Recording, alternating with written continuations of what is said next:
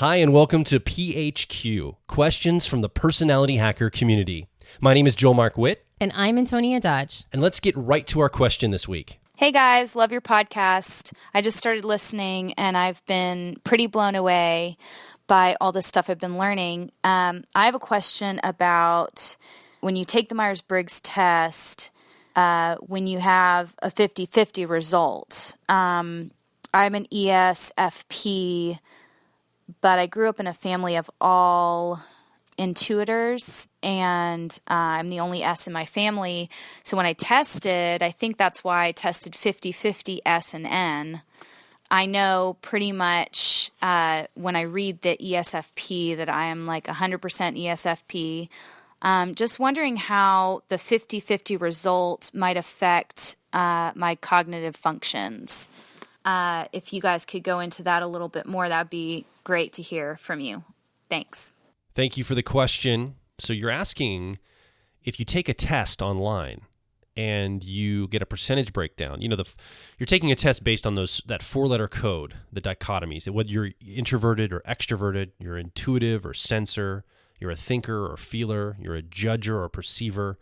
And often tests will result, the results will come back with a percentage breakdown. You're 30% introvert and 70% extrovert, or you're, like you have in this case, 50% intuition and 50% sensing, and it goes on from there. And what you're asking is, if it's really close to the line, how do I deal with that? Like, it really matters which one that goes to. I mean, I'm not two types in one person. So why is it showing up so close to the line? What does this mean?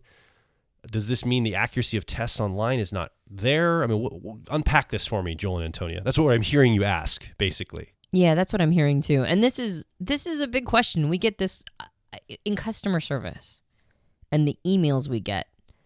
I think that this particular question like outnumbers every other question. Multiple emails a day. Many emails a day are the question of, I'm this type, but I've tested out as this type. Or I went on your test and it ended up different than all the other tests that I've taken, or vice versa. Like, I test out this all the time and then this other test tested me out different.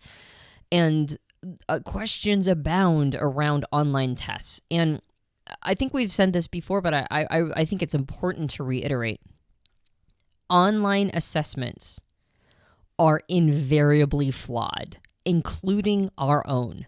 All right. We are not an exception to the rule. There is no exception to the rule. Online tests are not the end point for figuring out your type. They're the starting point. And that includes the tests that give you percentage breakdowns on your dichotomies. The reason why is what typology tests and assessments, and like in our case at Personality Hacker, profiling, like live profiling sessions. What we're trying to do is we're trying to get to the parts of your brain that are languageless. All right. They are unconscious. They have no language to them. So in order to get access to those parts of your mind, we have to take what's called a side door method, which is to ask you about your behavior and try to sort of reverse engineer it back to the source. That's why behavior is it's one of the only things we really have. Preferences, behavior, what you like to do, how you like to show up. It's the best we have to get back to a space that has none of that built into it. Most of those are just programs running on top of the wiring. And that's why people go, oh, am I an INFP or an INFJ? Or am I an ENTP or an ENTJ? Or am I an ISFP or an ISTP? Like, the reason why is because a lot of these types will have the exact same behaviors, but for completely different underlying reasons. So online assessments, which are invariably what's called forced choice, which is like they're giving you two choices and you're forced to answer one of those two choices. So already we're dealing with something that's relatively flawed, which is forced choice. You're not either A or B. You're like all the colors of the rainbow, but you can't, like, there's no test that has an algorithm that could truly account for that on any really sophisticated level. It would just be too much information. So they're forcing you into one of two categories. Or one of four categories, or one of 8 categories, depending upon what they're testing for. Functions, dichotomies, etc. So they're forcing an answer from you, and that means that you're going to, sometimes it's time of day, whether or not you're hungry, you're going to answer different on those forced choice questions. what time period of your life you're in, how old you are, what your gender is, how the family you grew up in. All of that is going to influence your preferences. And so the test is trying to find something. It's trying to do a very difficult job. Like the task that is asked of an online assessment is a very tall order. And we forget that. We forget what the tall order is. But what ends up happening is sometimes based on the influences we've had in our family, we answer these questions based on the things that we're familiar with, as opposed to, say, intrinsic wiring, which is very complicated to get to. Yeah, like when we do our profiler training class and we teach people basically how to sit down across from somebody and ask a series of questions like a live test almost, but it's in a conversational format to determine type. We teach coaches and entrepreneurs and even people who just want to use this in their own lives how to do this. One of the things that we can't duplicate on online tests, no one can. One of the things we're watching for is the confusion around some of those questions. So when we sit down with someone live and we ask a certain question and they're confused about that, well, that tells us a lot about the person also. And you can't do that, for example, on an online test. That's just a simple example of how it doesn't translate to that forced choice online format. You might get to that forced choice question and have some confusion. There's no live person to interpret that confusion, and you're left with just having to choose one of those choices, and the test never knew you were confused about in the first place. That's something we can't track on an online format. Yeah, the gold standard assessment is the MBTI. The MBTI is like, I don't know, last time I checked, it was like over 150 questions. It is required to be facilitated by an MBTI certified practitioner. So, I mean, we're talking about like, there's lots of bells and whistles. There's lots of little hoops that need to be jumped through in order to get an official MBTI assessment. And that's the gold standard. The MBTI assessment is the gold standard in the Myers-Briggs community. And it has a 20% error rate. 20%. So if the gold standard that requires a lot of hoops to be jumped through in order to even take the test has a 20% error rate, then you have to imagine that all of the other assessments out there are also going to have a higher error rate. So it's like you just have to eat it, right? Like as people, we have our own test. We developed our own assessment. We did the best we could. And I think it's a pretty solid one. It's not bad. We want to continue to improve it over time. We've got some irons in the fire of improving it in lots of cool, creative ways. But as it is, I think it's a decent one. But I have no delusions that it's going to be 100% accurate. I have like no delusions about that at all. And that's because we're asking something of it that is, again, a very tall order.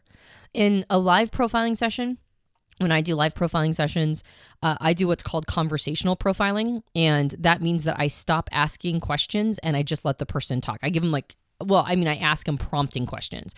Launching from a platform questions like, hey, so tell me about blah, blah, blah, blah, blah, right? Tell me about what you love to do. And then I'll just listen for to how the person answers. And I oftentimes intentionally put in vague terminology. And I'll say like, so what do you think about, and let me use something super abstract. Let me say like, what is your, tell me your relationship with the organization. And when I say relationship with organization, I don't say, how do you like to organize your office? How do you like to organize your room? I just ask the relationship with the organization. How they interpret my question is a part of how I'm typing them, even more so than their answer. How they interpreted my question is a major tell into the person's type. And so there's lots of different components that an online assessment just simply cannot account for. And that's just how it is. Why would you type out as 50-50 on sensing and intuition if you're an ESFP that was raised in a house full of intuitives? I think you have the answer right there. You have the answer right there. You're going to have been given a lot of rewards, a lot of incentives, and a lot of cheerleading to alter how you think to be more like an intuitive. And so you're going to have developed a lot of mental strategies. You'll have developed a lot of behavior patterns. You'll have wanted to be acceptable to the wiring of the people in your family. And so you will have naturally gravitated that direction. And that doesn't change what your dominant cognitive function is. If you're an ESFP, that means your dominant cognitive function is extroverted sensing. That means it's your flow state. You can't change that. It is the thing you need to be doing as much as possible in order to recoup energy to deal with the world. That's how you know you're an ESFP. just because you're got a 50-50 on it doesn't mean anything. It doesn't mean anything as long as that piece is plugged in. Now, if you are using extroverted sensing and you're not finding yourself recouping energy, you use extroverted intuition and you do, which is what an ENFP would be using, and you do find yourself recouping energy, then now you know you're an ENFP. But that's all that matters. Really, it's how our energies play with these cognitive functions, especially that dominant process, which is the important piece of information. And if you test as an intuitive or a 50% intuitive on those sites that do like a percentage rating on the dichotomies, all it means is that you got a lot of rewards for showing up and behaving and thinking like an intuitive. And so that is going to be a part of your life experience from this point on. So to recap again, no online assessment is going to be perfect. There's always going to be a margin of error. And I mean, that's really one of the reasons why we do the profiler training stuff, is because we understand that the best way to type is in real time, in person with someone, and want to empower as many people to be able to do that as possible. Yeah, and also every person is unique regardless of whether or not they're a certain personality type. So part of why you show up the way that you do is because of your very unique and peculiar circumstances in your life, and that's what makes you an individual and not just one of 16 different archetypes. Yeah. So thank you again for the question. Good question. If you have a comment or question for this show, head over to personalityhacker.com. You can leave your comment or question directly below in the comments. And also, if you have your own question you'd like to ask us, head over to personalityhacker.com/questions. You can record a question, or you can type a question in. We can read it on the air, and we can get to those as soon as we can, because we've got a lot coming in, but we'll get to them as we can. Also, join our community of like minds, facebook.com/personalityhacker or twitter.com/personalityhack, HACK. My name is Joel Mark Witt. And I'm Antonia Dodge. You've been listening to PHQ Questions from the Personality Hacker community. We'll talk with you on the next episode.